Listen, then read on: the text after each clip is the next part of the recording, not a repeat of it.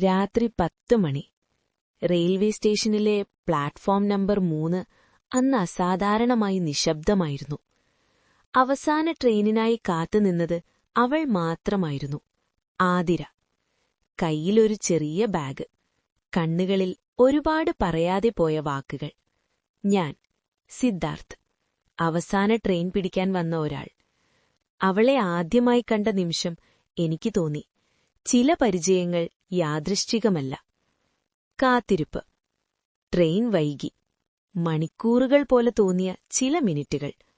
അവൾ എന്നെ നോക്കി പതുക്കെ ചോദിച്ചു, ഇന്നത്തെ അവസാന ട്രെയിൻ വരുന്നോ?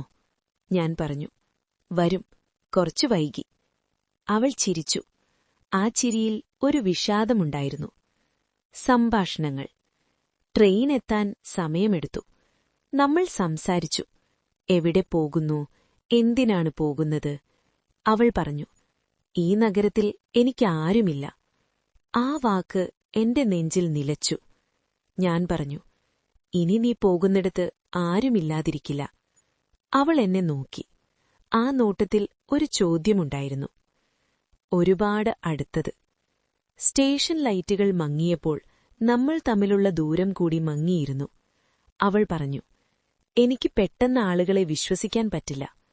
ഞാൻ പറഞ്ഞു, ഇന്നത്തെ രാത്രി വിശ്വസിക്കാം. അവൾ ചിരിച്ചു. ആ ചിരി എന്റെ ഹൃദയത്തിൽ പതിഞ്ഞു.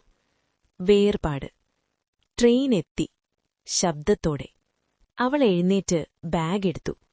അവൾ പറഞ്ഞു, ഇന്ന് നീയില്ലായിരുന്നെങ്കിൽ ഈ യാത്ര കൂടുതൽ കഠിനമായേനെ. ഞാൻ ഒന്നും പറഞ്ഞില്ല. അവൾ ട്രെയിനിൽ കയറി. വാതിലടഞ്ഞു. ട്രെയിൻ നീങ്ങി. എന്റെ ഉള്ളിൽ ഒരുപാട് നിലച്ചു. വർഷങ്ങൾക്കു ശേഷം. വർഷങ്ങൾ കഴിഞ്ഞു. അതേ പ്ലാറ്റ്ഫോം, അതേ സമയം. ഇപ്പോൾ കാത്തുനിന്നത് ഞാനായിരുന്നു. പിന്നിൽ നിന്നൊരു ശബ്ദം, ഇന്നും അവസാന ട്രെയിൻ തന്നെയോ? ഞാൻ തിരിഞ്ഞു. ആതിര. കണ്ണുകളിൽ ഇപ്പോൾ ഭയമില്ല.